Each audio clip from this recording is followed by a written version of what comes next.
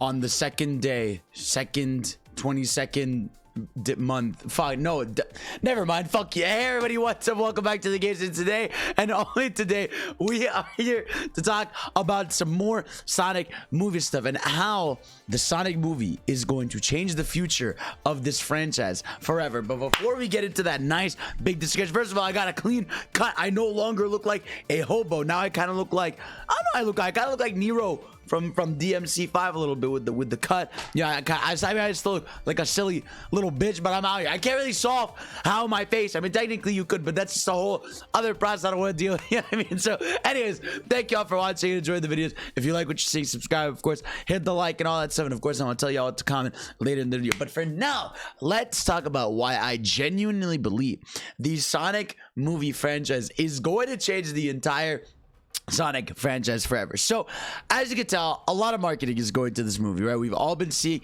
all the ads, all the posters, all the trailers, and whenever they come up, they go trending. Also, speaking of that, today we got some new posters, and we gotta look at this shit, bro, because this shit, bro, is clean. Look at this art of all three of the homies. Oh my god, bro, the gang, where they at, bro? Look at them. Look at them in all their glory, bro. Look at them.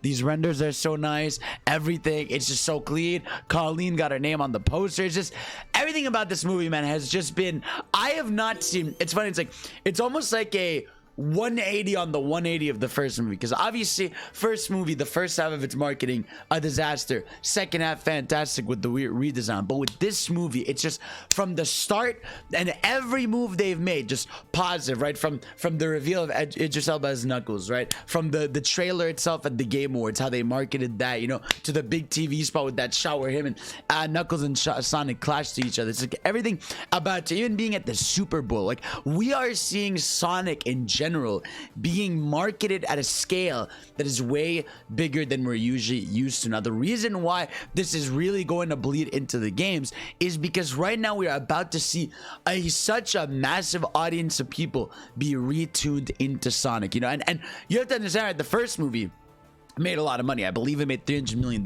which is a lot for a movie, and that alone brought a lot of eyes. Something a lot of people don't know, and I always find this article really funny, is I believe it was in March on PlayStation Plus, what's it called, Sonic Forces was the free game for March after the movie had come out, and then it ended up becoming the second most downloaded PlayStation Plus game of all time. You can look that up. That's a real thing. Search up Sonic Forces most downloaded PS Plus game. It is the second most downloaded one. Now, granted, obviously more games have been on the platform since then, so more games could have been on those, but yeah, for the most part, people want to be back in the concept of Sonic. There's a lot of people that, you know, haven't played Sonic in ages that are going to get back into the franchise, and a big reason why this is such a big deal is because obviously, you know, we have a new game coming out this year, and not just that, it's just everything is going to be leaning towards a lot of the characters in the movie. So from now on, right, a lot of people are going to watch Sonic movie 2, right, and they're gonna be like, oh man, like I can't wait to see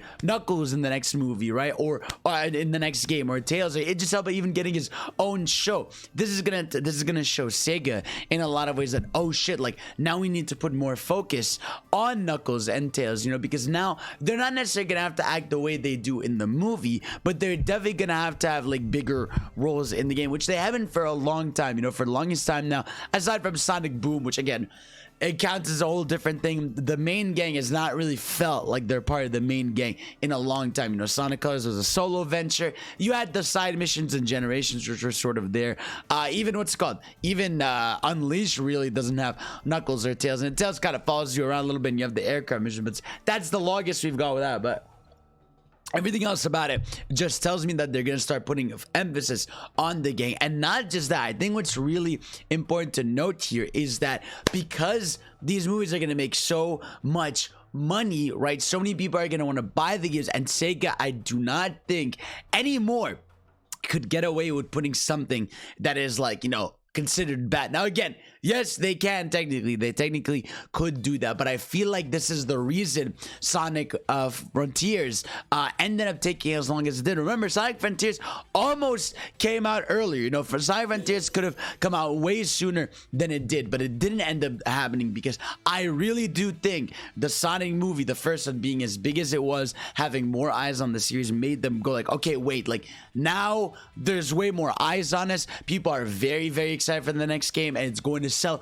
way more copies, whether it's good or bad, you know, but let's make sure it is good. And I really, like I said, I think these movies are the best thing that could have happened to the franchise, in my opinion, right? And to me, as long as, you know, the games don't become like movie tie-ins, you know, where like we're seeing it's Sonic, it's movie Sonic in the games, or Knuckles from the movies and all that stuff, like, to me, like, let's have some hoes in this house. But yeah, no, of course, I really do think it is going to shift how the franchise is continuing to grow, really. And I wonder, like I said, obviously I don't want the characters to bleed in, but I wonder if they're gonna take elements of, you know, how like the ring takes you to different areas, because they sort of did that in Sonic Mania, and well, not really, more in the intro of Sonic Mania. The intro of Sonic Mania, you have that thing where, like, you know, they go through the giant rings and they go to different areas. Like, I wouldn't mind elements from the movie characters being in the game. I also like the electric aura thing going on, you know, where like they have this electric aura when they power up and stuff.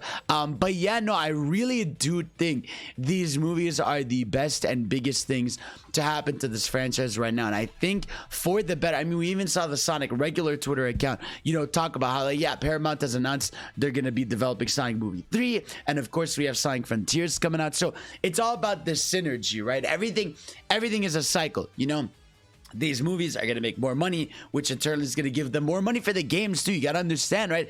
Sega at the end of the day is involved with this movie. You know, they're getting money from this movie, and ultimately more money for Sega means more money to Sonic Team, because Sega is going to be like, hey, these movies are making a lot of money. You got to make sure these games do that too. And this is what I like. I'm not just thankful for I'm more like, as much as I love the movies and movie Sonic and all this stuff, which is awesome, at the end of the day, I want to play Sonic games, right? I'm here for the games. That's my number one favorite Sonic thing usually, right? So as long as these movies serve as something that'll ultimately make the main product to us, which are the games, better and better, then I'm all for expanding this universe and this world. And again, we're also getting Sonic Prime, right? That's more eyes on it. Like, there's a lot of cross-media stuff going on that is really going to expand into the game front. And like I said, it's going to be a question about how they'll be able to balance, like, okay, like the existing world of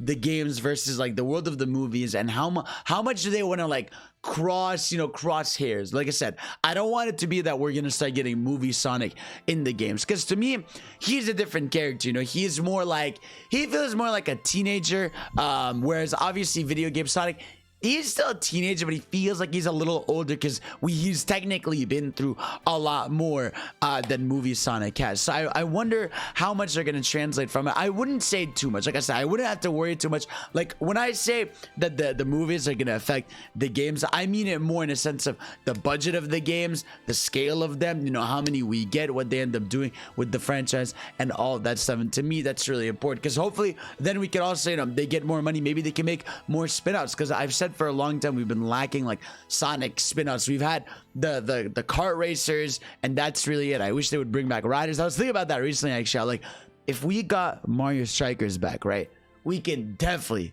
get Sonic Riders back. Those two aesthetics of those two games are such a feel, and I don't know why I always associate them heavily. It's not because of the art style. I think it's because like they both have like a really distinct art style, and that sticks out to me, and that's really important to me, that some like a franchise has an art style or a feel to it that you could associate with. Sort of how like Sonic Mania, you can tell a lot of that art is like associated with Tyson Hess and the team that worked on that stuff. But yeah, man, no, I'm really happy to see where this is going. And to me, this can only mean good things. Like, until I see something bad come from the movies that translates into the games, I really do think we're entering an era where these movies are going to have a huge impact on the video game season. And I Sonic Frontiers, of course, we talk about it a lot.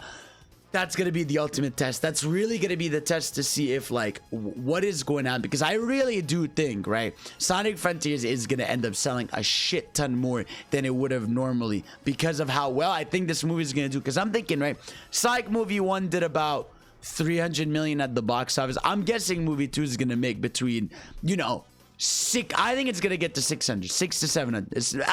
Maybe 700 is a lot. I would say maybe 600. I feel like it's gonna double it. You know, the world is opening up a bit more. COVID's chilling out a bit. You know, it's not as hesitant. More people are confident in the IP, the franchise, and all that stuff. But yeah, so I'm really curious to see how much it affects it. And let me know down below. That's your question for today, right? How do you think the movies are going to affect the games, and how do you want them? You know, do you want movie elements to bleed into the games? Do you want it to be a pure budget thing where the movies ultimately give more funding to the games? What do you want? Let me know. All right, thank you for watching. Of course, let me know everything you want to know, everything you want to see. Let me know if there's something you want to talk about. And of course, I love you. Oh, also, mini PSA. If you like Persona, the Strikers and Persona 5 Royal soundtracks are now on streaming services, so you can go download that. I don't know why. That's a really random thing to say, but it is what it is. But yeah, so guys, we are now what?